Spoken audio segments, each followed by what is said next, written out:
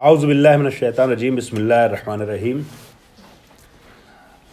الدرس الاول التعریف بعلم الاصول کلمات تمہیدیۃ بعد ان آمن الانسان باللہ والاسلام والشریعۃ وعرف انہ مسئول عن امتثال احکام اللہ تعالی بحکم کونہ عبدا لہ یصبح ملزما بالتوفیق بین سلوکہ فی مختلف مجالات الحیات الی آخرہ۔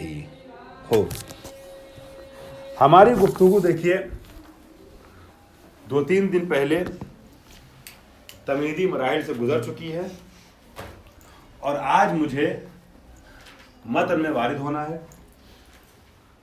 بہت دلچسپ اور بہت اچھا موضوع جو ہے وہ اس ٹرم میں ہے، جس میں ہمیں آپ کے ساتھ درس و تدریس کے امور کو آگے بڑھانا ہے۔ ہمارے اہم ترین علوم حوزوی میں سے ایک علم اصول ہے، جس کی اہمیت سے میں آپ لوگوں کو کافی حد تک آشنا کر چکا ہوں۔